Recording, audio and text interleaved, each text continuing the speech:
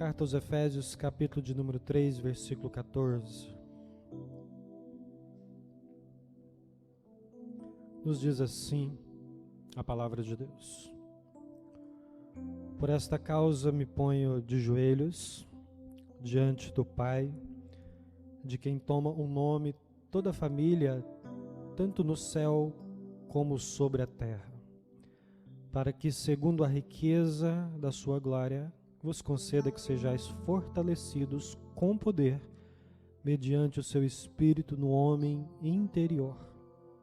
E assim habite Cristo no vosso coração pela fé, estando vós arraigados e alicerçados em amor, a fim de poderdes compreender com todos os santos qual é a largura e o comprimento e a altura e a profundidade, e conhecer o amor de Cristo, que excede todo entendimento, para que sejais tomados de toda a plenitude de Deus. Ora, aquele que é poderoso para fazer infinitamente mais do que tudo quanto pedimos ou pensamos, conforme o seu poder que opera em nós. A ele seja a glória na Igreja e em Cristo Jesus, por todas as gerações, para todo o sempre. Amém. Espírito Santo de Deus, nós precisamos do Senhor. Fale conosco, Pai. Que essa palavra do Senhor venha encontrar corações sedentos, vidas, ó Pai amado, que precisam ser orientadas pela palavra do Senhor. Precisam, Deus, de novas experiências, serão renovados. E que assim aconteça, ó Deus, enquanto nós falamos a respeito do Senhor, enquanto nós mencionamos aqui o Teu nome, enquanto nós fazemos referência, ó Deus, à Tua palavra, que estas vidas, ó Deus, venham crescer espiritualmente. Que essa fome, que esse desejo, ó Deus, seja profundo, insaciável. Que sempre haja mais fome, ó Deus, que sempre haja mais sede, espiritualmente falando, em nome de Jesus. Em nome de Jesus, amém e amém. Bom, os joelhos que se dobram. Aí está o segredo e o poder da vida com Deus, diante de tudo aquilo que Jesus já fez por nós. Quais foram os melhores momentos da sua caminhada, da sua trajetória cristã? Você que tem um pouco mais de carreira cristã, quais foram os melhores anos da sua vida? Quais foram os anos de maiores experiências com Deus? Quais foram os anos em que você se viu espiritualmente melhor? Ou em quais circunstâncias você viveu melhor o Evangelho? Ou em quais circunstâncias você sentiu mais a presença de Deus? Você se achegou mais ao trono da graça do Senhor? Eu leio essa carta, eu leio as cartas do apóstolo Paulo e a trajetória dele impressiona. E a gente vê que há circunstâncias muito diferentes, em momentos diferentes da vida de Paulo.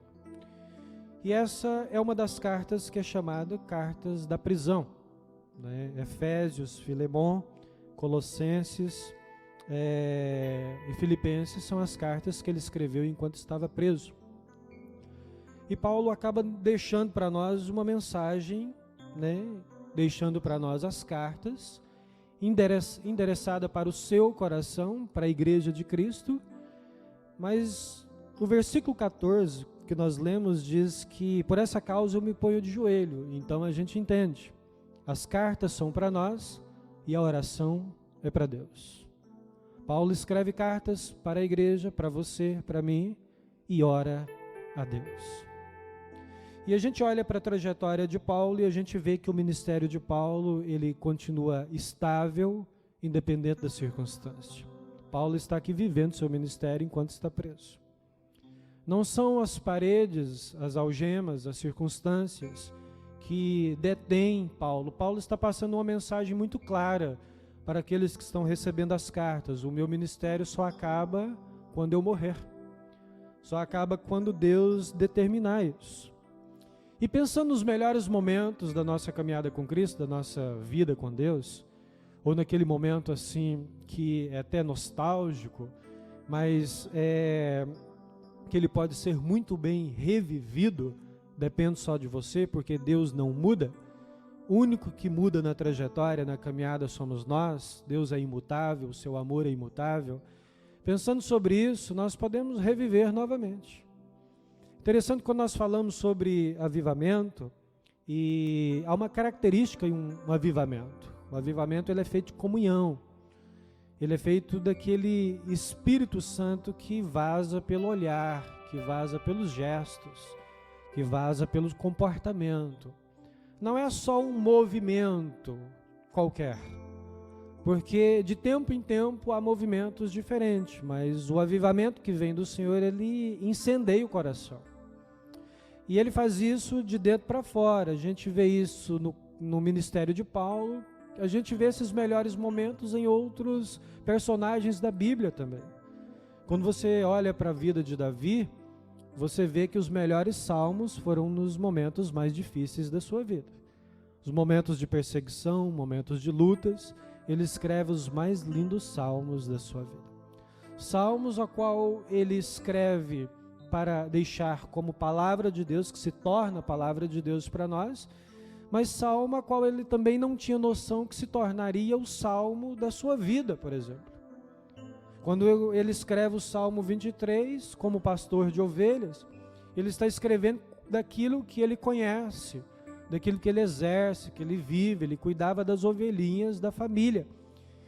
Mas Paulo não sabia que aquele salmo se agarraria à sua vida por todos os dias da sua vida.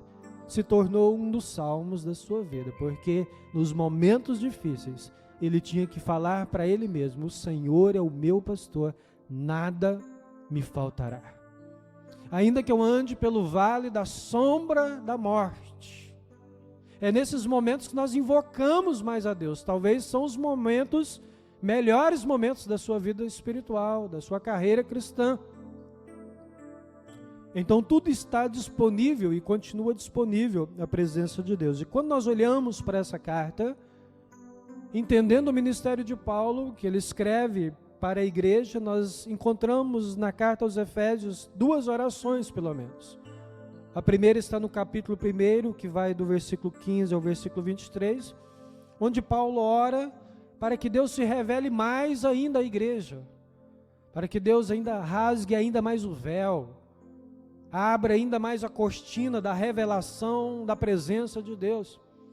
E nessa primeira oração, no capítulo 1, do 15 ao 23, ele pede também que esses irmãos adquiram sabedoria do Espírito. Uma vez que Deus se revela a esta igreja, eles vão se tornar mais sábios e vão chegar ao pleno conhecimento de Deus. Pleno. Aquele conhecimento que é cheio do conhecimento de Deus. Não são conhecimentos superficiais. Não são conhecimentos rasos, são conhecimentos acompanhados de experiências marcantes, experiências que acompanham a própria palavra.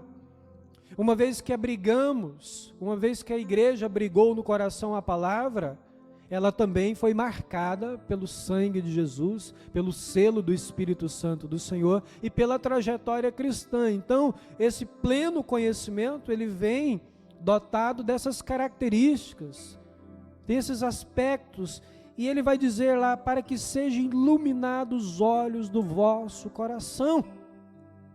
Deus se revela a esta igreja.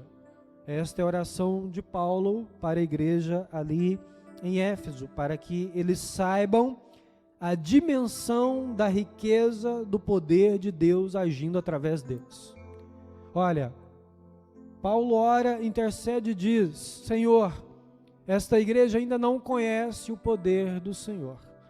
Ela conhece uma pequena parcela do poder do Senhor. Eles ainda não têm noção, Senhor, tamanha riqueza que está disponível a eles, a qual eles não estão usando adequadamente, que é a riqueza do agir do Espírito Santo do Senhor no meio deles.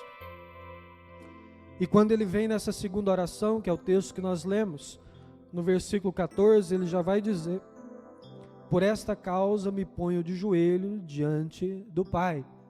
Então Paulo continua na oração, e nessa oração ele vai falar desse conhecimento, ele vai repetir a respeito dessa riqueza no versículo de número 16, falando da riqueza da glória do Senhor. O Senhor revela a esse povo, capacita esse povo, mas revela a eles para que eles saibam qual é o valor daquilo que o Senhor entregou a eles, qual é o valor daquilo que o Senhor fez na vida deles, e até onde eles podem chegar com esse poder que emana do Espírito Santo. Quantas coisas mais eles podem realizar, fazer, viver e ser através do poder do Espírito Santo de Deus. Então, quando ele diz no 14, me ponho de joelho, é algo que nos chama atenção. Nos chama atenção como igreja porque o costume de um judeu é orar de pé. Geralmente eles fazem orações de pé. E eles falam com Deus de pé. Abraão orava de pé.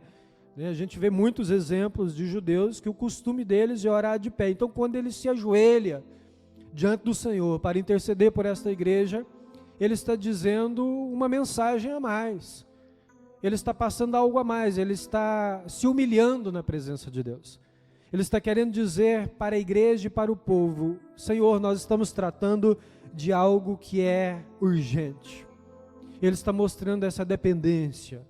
Ele está mostrando que ele se prostra diante de um Deus em uma circunstância a qual ele nada pode fazer. Então, quando ele dobra os teus joelhos para interceder por esta igreja, ele está dizendo: Senhor, a minha força não é suficiente. Afinal, Paulo estava preso. Mas eu sei que o poder do Espírito Santo do Senhor não pode ser preso, assim como a tua palavra não pode ser presa. Então, ao se prostrar, ele está se humilhando para que Deus revele esta riqueza a esta igreja.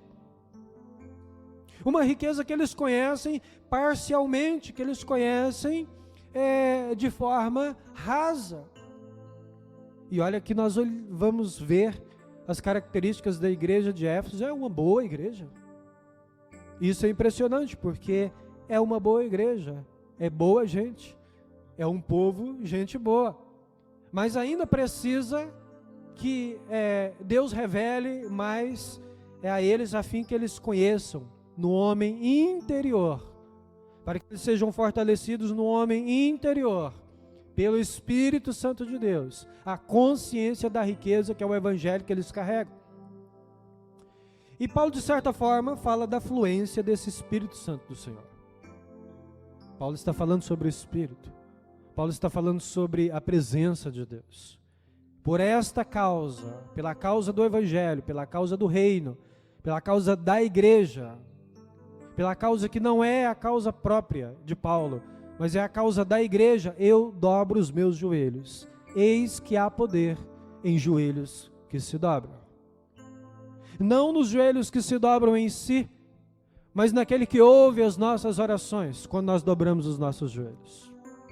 Porque tudo o que realizamos, fazemos em nome de Jesus. Então, em nome de Jesus, o nome de Jesus detém todo o poder. Agora, algo nos chama a atenção.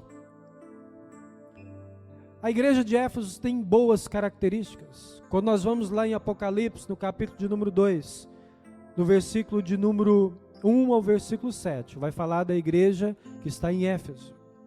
E lá, naquele texto de Apocalipse, diz que é uma igreja de boas obras, ou de grandes obras. Uma igreja que trabalha, uma igreja que batalha. Diz lá que é uma igreja perseverante. Diz lá que eles não toleram maldade, não toleram injustiça. Diz lá que eles põem à prova os mentirosos, aqueles que dizem que são apóstolos e não são.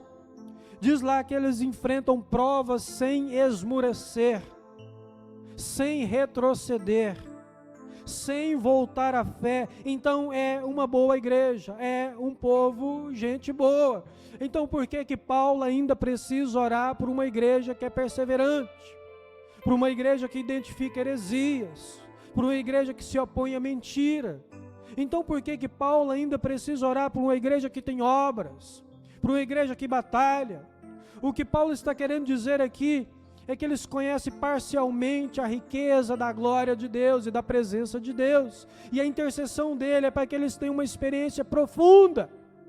Assim como Paulo teve a revelação de Cristo, assim como Paulo teve a revelação do Evangelho, assim como Paulo conheceu o primeiro, o segundo, o terceiro céu, e ele foi inundado pelo Espírito Santo de Deus, ele está dizendo: Senhor, eu me ponho de joelho porque eu quero que esta igreja tenha uma nova experiência, que essa igreja tenha uma experiência profunda, que essa igreja tenha uma experiência de ser reavivada no coração, porque quando nós lemos o texto de Apocalipse, no final a palavra vai dizer assim: porém, contudo, entretanto, tenho contra ti que abandonastes o primeiro amor.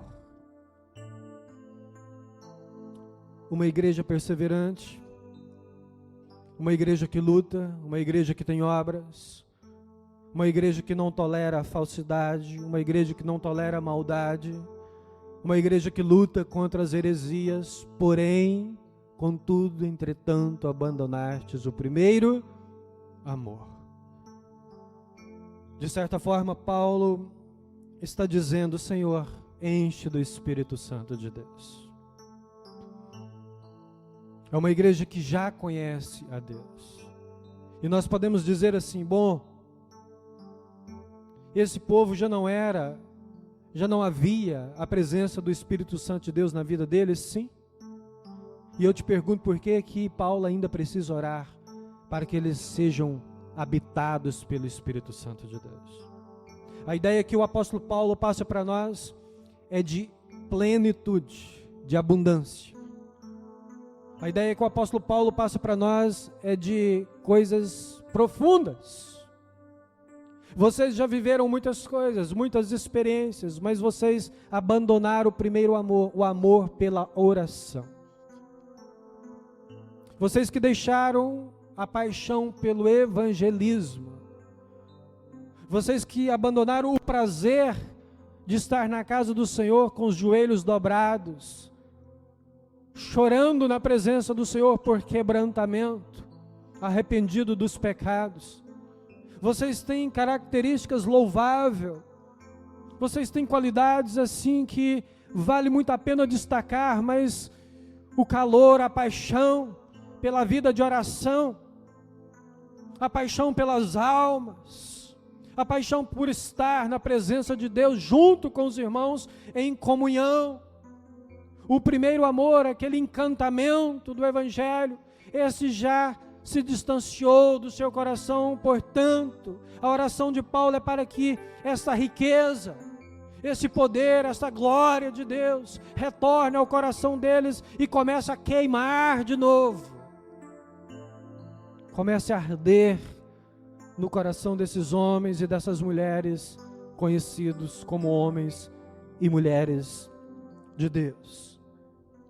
Porque o versículo 16 vai nos dizer assim: para que segundo a riqueza da sua glória vos conceda que sejais fortalecidos com poder, mediante o seu Espírito no homem interior. Onde é que está a problemática? Onde é que está a questão da vida espiritual e a questão da igreja? A questão da igreja não está nos ministérios, está em mim. A questão da igreja não está no som da igreja, a questão da igreja não está na estrutura física, a questão da igreja está no homem interior.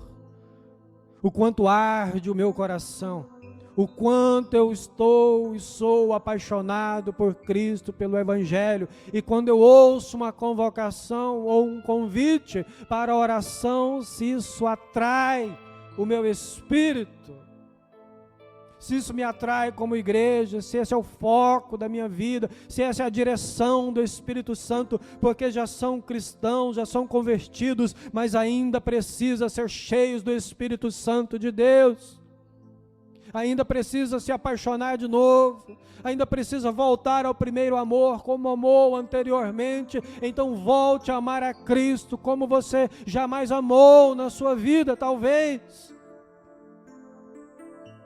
Deixa essa chama arder no seu interior. E o versículo 17 vai dizer: e assim habite Cristo no vosso coração pela fé. Ora, o Espírito Santo não morava nos cristãos dessa igreja? Morava, sim. O Espírito de Deus não habitava, então Paulo está dizendo, e assim habite Cristo no vosso coração.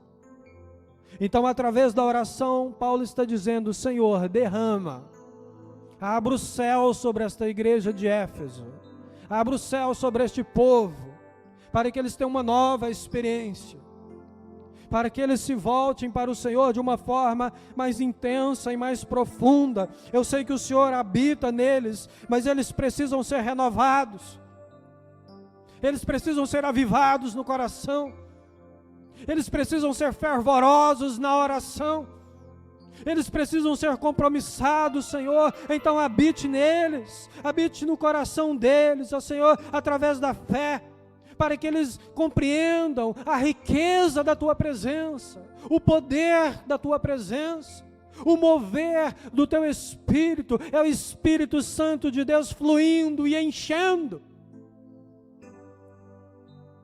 Um Espírito que flui,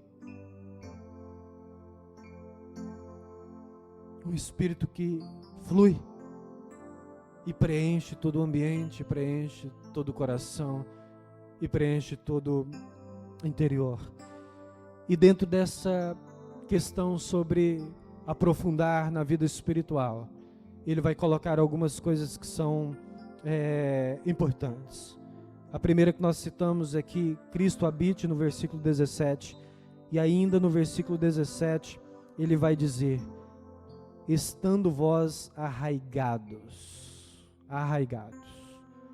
depois que Cristo habitar em vocês de forma plena, de forma que vai encher mais vocês, porque esse habitar é justamente vir fazer morada, tomar posse e fazer morada, literalmente, são experiências arrebatadoras na presença de Deus.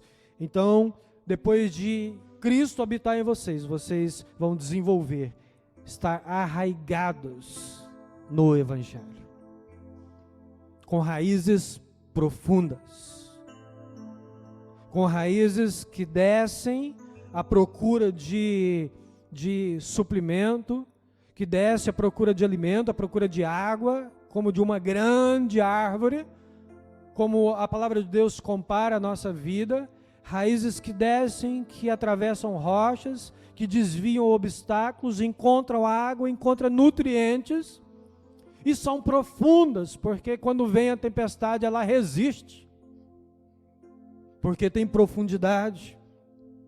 É uma figura de um crescimento interno, de um crescimento para baixo, é uma figura de base, de sustentação.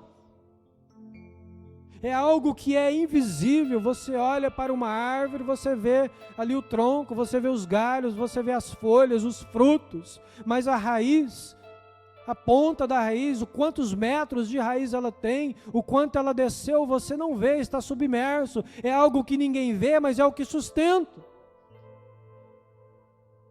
É o que sustenta essa árvore, é o que faz dela assim frondosa, frutífera.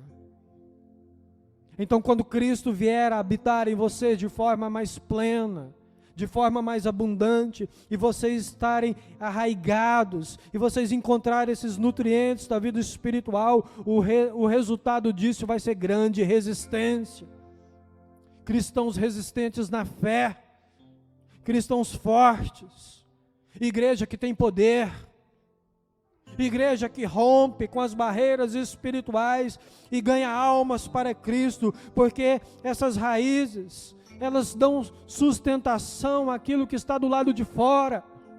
E quando nós enfrentamos ventanias, tempestades, e nós corremos o risco de balançar para um lado e para o outro, mas se estamos arraigados, se estamos profundamente em Cristo Jesus, nós permaneceremos bons cristãos como sempre fomos, ou como um dia nós fomos.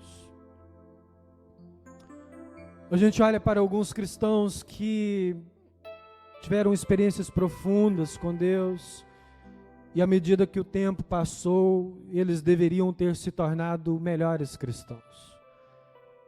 Quanto mais vivemos na presença de Deus, mais condições nós temos de tornar um cristão melhor, um cristão mais comprometido, um cristão que ora mais, um cristão que se envolve mais. E a gente vê que o contrário acontece com muita frequência. Às vezes, quanto mais passa o tempo, em vez de nos tornarmos melhores, nós vamos nos tornando piores cristãos. Evangeliza menos, ora menos, congrega menos, se compromete menos, jejua menos, reclama mais. Então, estar enraigados em Cristo Jesus é quanto mais velho na fé, melhor eu me torno. Quanto mais o tempo passa, mais eu oro. Quanto mais os dias vão passando, mais profundo eu me torno na presença de Deus, mais envolvido eu estou com o Senhor, e mais envolvido eu estou com a obra do Senhor, porque eu estou profundamente ligado em Cristo Jesus. Arraigados para que eu seja sustentado por aquilo que foi construído. De onde nós tiramos a estabilidade da nossa vida? O sustento que vem para nós? De onde que nós extraímos nutrientes para uma vida espiritual saudável? E outro aspecto que ele diz aí no versículo 17, depois de estando vós arraigados e alicerçados. Paulo faz questão de falar de um crescimento para dentro e para fora. Paulo faz questão de falar de um crescimento de raízes profundas, mas também de uma edificação. O alicerce também é sustento, é base para edificação. Quando você vai construir uma terra, uma casa térrea, não precisa ser engenheiro para saber disso, e você vai construir uma casa térrea, você faz um tipo de alicerce. Mas quando você vai fazer um edifício, uma torre de 20 andares, é outro tipo de alicerce. E o que Paulo está dizendo, vocês têm que ter raízes profundas e tem que haver crescimento, edificação. Alicerce para sustentar esse crescimento. Então, Paulo acaba ministrando sobre a vida deles esse desafio de ser alicerçado no Senhor, de ter crescimento para baixo, ter crescimento para cima. E quando nós aplicamos na nossa vida e na nossa carreira, nós temos que crescer também na horizontal e na vertical, nos relacionamentos com as pessoas e no relacionamento com Deus. Mas quando a gente olha para o alicerce, tem que ser algo assim robusto, tem que ser algo que transmite confiança. E eu não entraria num prédio de 20 andares cheio de rachaduras. Eu só entraria ali para dormir se eu souber que aquilo foi bem feito, com bom material, com pessoas que são especialistas nisso, com pessoas que não economizaram na estrutura, porque o mais importante não são as paredes, o mais importante é o alicerce, é a estrutura. É o que sustenta, o que é mais importante na nossa vida é a nossa estrutura espiritual. Para que assim haja uma grande edificação, para que assim a vida espiritual ela cresça, seja reforçada. Tudo isso é importantíssimo para nós como igreja, e Paulo está falando para um povo que já é convertido. Paulo está falando para a igreja de Éfeso, Paulo está falando para crente, Paulo está falando, olha, vocês que abandonaste o primeiro amor, vocês têm muitas qualidades, mas vocês precisam voltar a queimar por crescimento, por raízes profundas e por edificação da vida espiritual. Nós edificamos assentando um tijolinho após o outro. É uma construção de um dia após o outro. Ninguém faz um edifício, um prédio do dia para a noite. Leva tempo, leva planejamento, leva investimento. Tem que ter uma planilha, tem que fazer os cálculos. Tem que haver dedicação, tem que haver técnica, tem que haver compromisso com aquela obra. E assim é na nossa vida espiritual. Para que haja crescimento da igreja, crescimento da vida espiritual, para que o coração se aqueça novamente, para que eles sejam plenos do Espírito Santo de Deus.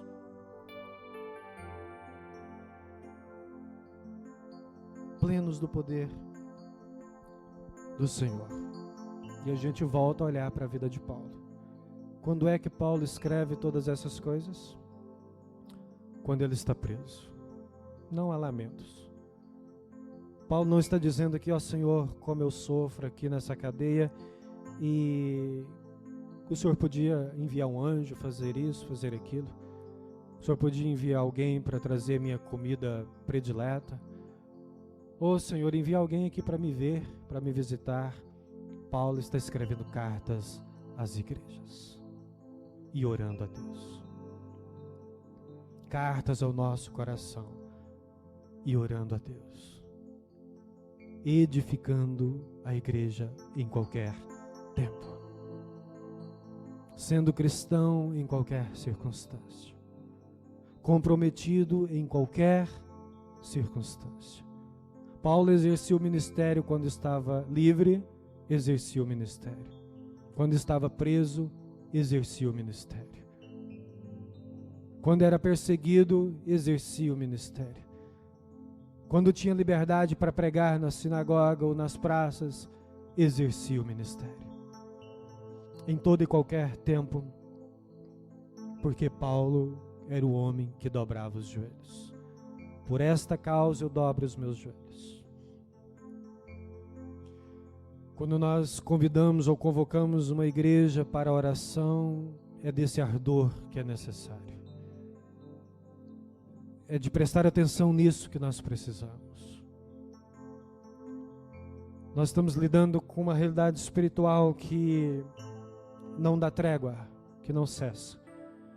Portanto, não há muitas preocupações com o inimigo das nossas almas, porque Cristo está conosco. É só com isso que nós precisamos nos preocupar.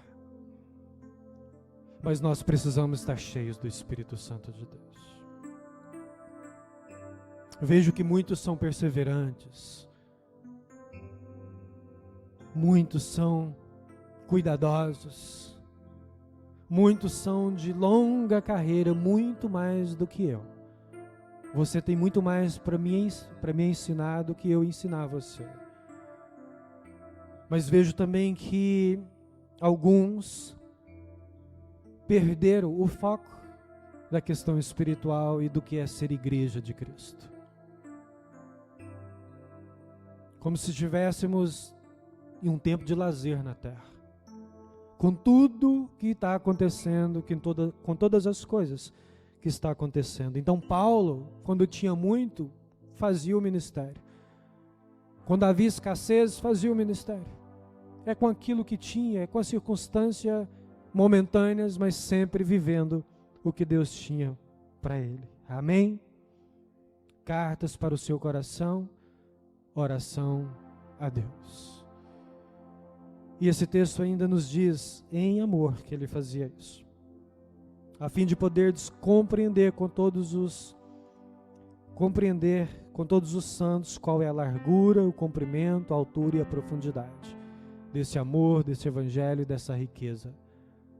E nós poderíamos destacar alguma coisa aqui, mas é suficiente porque ele não dá adjetivos aqui, ele dá substantivos de uma fé que tem de fato uma substância, de algo que é concreto. Então ele fala desse espaço, de algo como espaço de largura, comprimento e etc, para dizer o amor de Deus, a riqueza da glória do Senhor, a qual habita em vocês, a qual vocês não estão utilizando como deveria, toma todo esse espaço. Tudo que vocês possam imaginar de largura, comprimento, profundidade, a riqueza da glória de Deus preenche todo esse espaço. Tem uma frase para se referir à natureza que diz o seguinte, que a natureza tem aversão ao vácuo, portanto o ar ou a água ocupa imediatamente todo o espaço. E assim é a presença de Deus. Deus tem aversão a esse vácuo. A presença de Deus preenche todo o ambiente, todo o coração, todo lugar, toda a casa, toda a natureza, tudo que há, tudo que existe, toda a criação está cheio da glória de Deus. A presença de Deus ao entrar neste lugar, ela inunda este lugar, a ponto de nós sermos comprimidos pela presença de Deus e sentir o coração pequeno, pela presença poderosa de Deus, mas ao mesmo tempo muito amado pelo Senhor. Sentindo a misericórdia, o amor de Deus nos envolvendo e nos abraçando. Esse amor que aperta porque ele ocupa todo espaço, mas esse amor que envolve com muito afeto, com muito amor. Então é o que Paulo está dizendo a respeito desta igreja, para que eles recebam força, no versículo aí 16, para que eles tenham profundidade aí, no versículo 17, tendo todas essas características, é necessário que Cristo habite de forma mais abundante em você, de que você crie raízes profundas e de que você edifique uma vida espiritual. Ele está falando no versículo 19 a respeito dessa plenitude de Deus e conhecer o amor de Cristo, que excede todo entendimento, para que sejais tomados de toda a plenitude de Deus, de todo o ser de Deus, de toda a riqueza da glória de Deus. Ele menciona a riqueza na primeira oração, e ele fala de riqueza aqui na segunda oração, no versículo 16, para dizer: vocês não estão assimilando a riqueza que vocês têm, que é o fluir do Espírito Santo de Deus, o quanto é valioso isso e o quanto é poderoso isso, e vocês não estão utilizando isso a favor da vida espiritual de vocês, ou a favor da igreja, ou a favor até mesmo da sua própria casa. Vocês têm algo poderoso, que é a oração, vocês têm algo riquíssimo, que é o Espírito Santo de Deus, mas não está sendo utilizado de forma adequada, ou de forma profunda, como poderia ser usado. Armas espirituais, joelhos dobrados, por esta causa me ponho de joelho. É assim que nós nos vimos, é assim que a gente deve se enxergar no reino do Senhor. Eu te pergunto, diante de tudo que nós ouvimos, de tanta palavra e teologia barata e de graça barata, eu pergunto para você, como que você se vê na presença de Deus? E eu quero fazer uma segunda pergunta: há quanto tempo você não se vê como um soldado no exército de Cristo? Talvez a gente está passando muito tempo se vendo como um filho que precisa que o pai dê algo, como alguém frágil que precisa de cuidado, e tudo isso é fato. Como alguém que tem necessidade, Deus precisa nos dar algo, que Deus precisa abrir uma porta, e que Deus precisa fazer isso pela minha família e por mim e pela minha casa, e ouvir as minhas orações e atender os meus pedidos. Mas talvez a gente esqueceu de que nós estamos também diante desse Deus amigo, Pai, zeloso, que cuida, que sustenta, que dá o alimento, que ama, que abraça, mas também de um Deus que se apresenta muitas vezes como o Senhor dos Exércitos, que alistou você espiritualmente no exército de Cristo, como igreja, e talvez você não se vê como um soldado na presença de Cristo, que empunhou ali a espada do Evangelho, que calçou ali as sandálias ali da salvação, que colocou ali a armadura espiritual, e que tem lutado com essa armadura espiritual no mundo espiritual, com batalhas espirituais, a qual nós estamos diante delas. E se você se vê apenas como um filho, você vai querer só cuidado. Mas se você olhar para a sua vida também como um soldado de Cristo, revestido do alto, revestido de autoridade, de poder, você vai entrar na sua casa e você vai orar, você vai profetizar, e o milagre vai acontecer, e a libertação, a salvação acontece neste lugar, quando nós dobramos o nosso joelho. Por esta causa eu me dobro, eu me coloco de joelho na presença de Deus.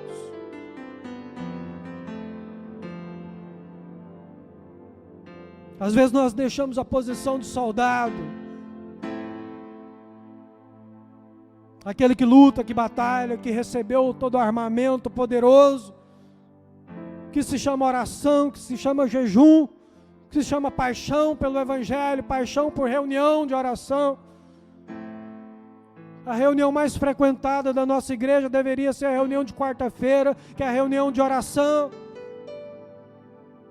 Reunião abandonada por muitos, desprezada pela maioria, não sendo levada em consideração porque perderam o costume de dobrar os joelhos, perderam o costume de orar, de interceder, de assumir esse posto como soldado de Cristo Jesus.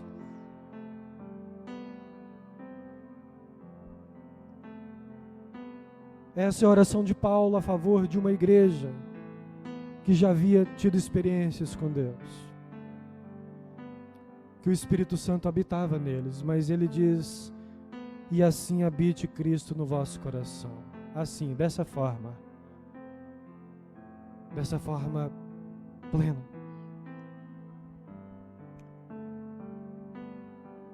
E é o que Cristo nos chama a viver nesse momento.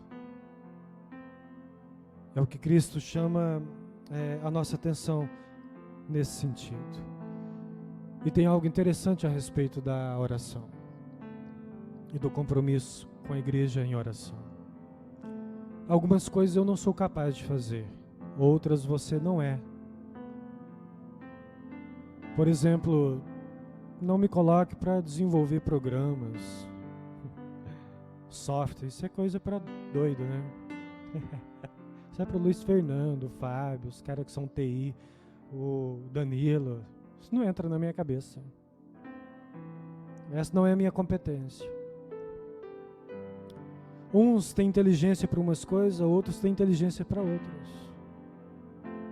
Esses nossos irmãos têm inteligência para isso, mas pode ser que eles tenham alguma outra debilidade ou falta em alguma área. Tem pessoas que desenvolvem bem softwares, programas, mas ele se relaciona mal. Ele tem dificuldade de relacionamento. Outros são bons de relacionamento, mas têm dificuldade no financeiro. Outros administram bem o financeiro, mas têm dificuldade de conduzir a vida, de organizar. Então cada um tem uma inteligência que aplica em uma área. E graças a Deus por isso, assim supre todas as coisas.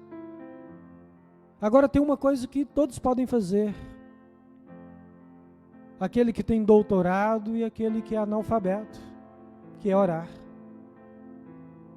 O que tem dificuldade nos relacionamentos ou na vida financeira, ou inteligências artificiais, ele pode orar. O homem que é inteligente em alguns aspectos pode orar. O homem que é analfabeto, que tem dificuldade para ler, ou para entender, ou para compreender alguma coisa, da mesma forma ele pode orar. E a oração de ambos tem o mesmo efeito. Porque o parâmetro não é o intelecto, o parâmetro é a chama do coração, é o quanto arde. É o quanto ele é apaixonado por Cristo. Não é a capacidade intelectual, não são as aquisições, não são as conquistas materiais, mas é o quanto o coração arde. Não me chame para música, não é comigo, não tenho ouvido para isso. Mas pode ser que eu desenvolva alguma outra coisa que vá bem.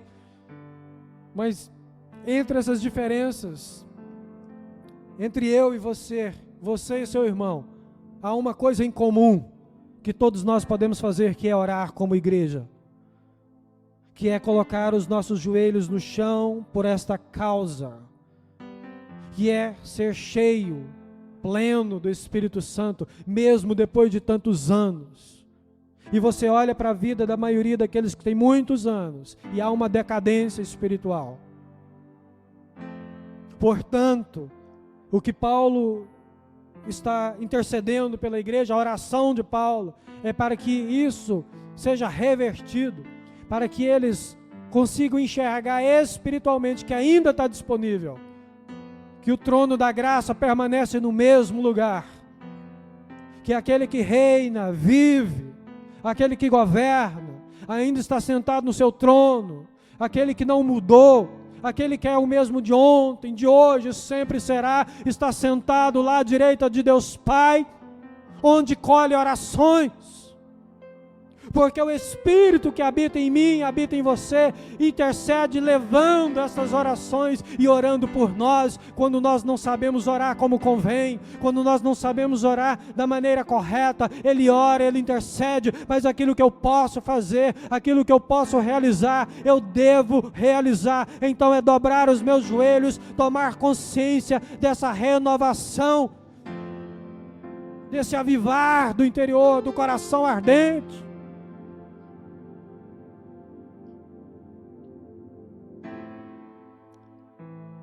Um coração ardente na presença de Deus, cheio do Espírito Santo do Senhor. E assim nós nos santificamos. Amém? Sabe qual é o significado de santo, de uma forma simples?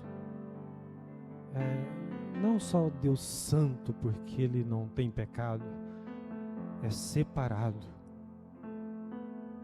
É um Deus que é separado. Quando nós nos santificamos, significa que nós estamos nos separando de tantas outras coisas. É um Deus que é separado desse ambiente que há tanta corrupção.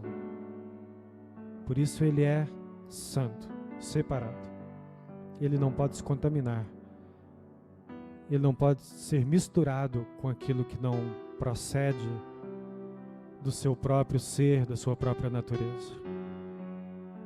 E o que Ele nos chama é isso: santificar, nos separar, ser separado para Deus e para a obra do Senhor. Que você seja separado, santo, para a honra e glória do Senhor Jesus.